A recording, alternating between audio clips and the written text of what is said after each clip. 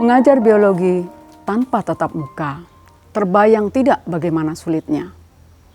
Bukan hanya guru biologi tentu yang kesulitan, tapi guru mata pelajaran lainnya pun mengalami kesulitan. Pandemi COVID-19. Ada apa dengan pandemi COVID-19? Selama saya mengajar dan pastinya juga Bapak Ibu guru yang lain, pengalaman ini saya rasa merupakan sejarah yang tak terlupakan. Saya bertanya pada grup WA MGMK, bagaimanakah Bapak Ibu mengajar masa pandemi? Kami macet total, Bu.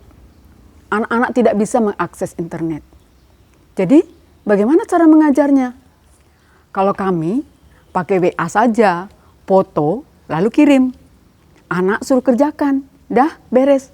Karena WA yang paling mudah untuk diakses.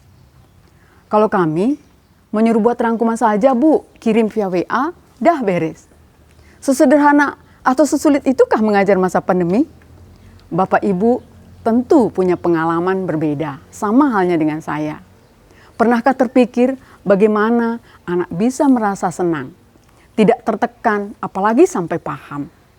Kita ngajar di depan mereka saja, belum tentu mereka langsung paham. Apalagi kalau anak hanya dikirim soal, lalu anak disuruh mengerjakannya, tidak masuk di akal rasanya. Hampir semua mata pelajaran dengan tugas serupa, tidakkah anak jadi bosan dan ujung-ujungnya stres, bahkan mungkin bisa depresi. Hal itu pula yang saya bayangkan kalau saya jadi murid dapat tugas seperti itu, tentu bisa stres. Maka saya harus mengkondisikan seandainya saya jadi murid, sehingga saya tahu apa yang saya inginkan. Pandemi itu masalah yang berhubungan dengan makhluk halus bernama virus. Ya, virus. Kenapa tidak saya selesaikan masalah virus dengan virus ya? Tentu saja, cara cuci tangan, cara mencegah penyebaran COVID-19, menyebarkan informasi tentang corona yang benar, mask for all, itu semua tentang virus. Bu, boleh tidak saya buat produk berupa TikTok? Bu, kalau saya mau buat poster pakai aplikasi, boleh tidak? Bu, saya mau membuat video pembuatan hand sanitizer, bolehkah? Bu, saya sedang posisi di kampung.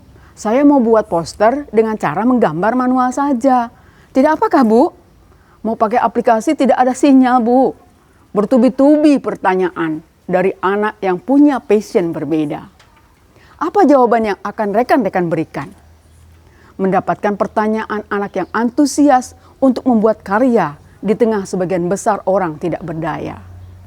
Tentu saja saya harus jawab boleh. Dan tidak lupa tambahkan emotikon bahagia atau oke. Lain lagi cerita salah satu anak dari kampung yang lainnya. Dia punya hobi menyanyi lagu-lagu Iwan Fals. Manusia setengah dewa, ya itu tajuknya. Yang kemudian dia gubah jadi lagu dengan lirik tentang bosan di rumah dan rindunya ingin bertemu dengan teman-teman di sekolah. Terharu saya mendengarkan lagunya. Seakan saya pun merasakan yang dia rasakan. Masalah virus, alhamdulillah, selesai dengan virus. Tantangan berlanjut. Kali ini mengajak anak untuk praktikum. Tidak pernah terbayangkan sebelumnya, praktikum di masa pandemi. Anak-anak, 2 minggu ke depan kita akan melaksanakan praktikum dan buat laporannya dalam bentuk scrapbook ya. Bagaimana pendapat kalian? Boleh Bu, boleh. Seru tuh pastinya Bu. Wah, senang sekali respon mereka dapat informasi mau praktikum. Oke, kalian nanti lakukan praktikum mandiri ya.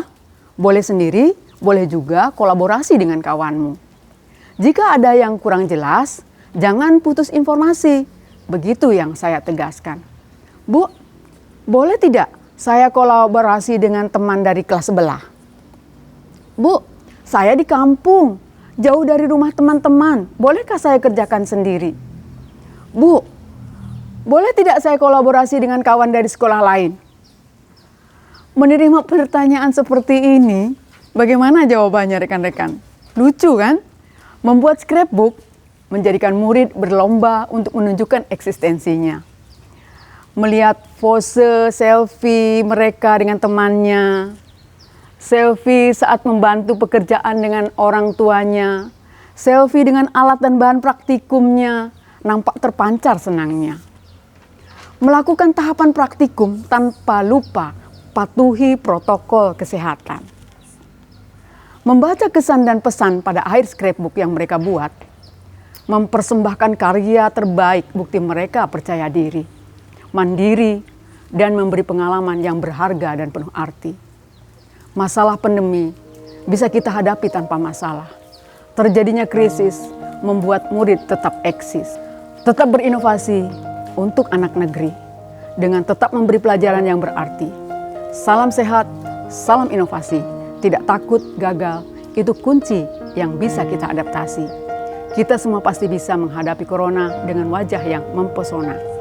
Salam guru belajar, ayo belajar bersama.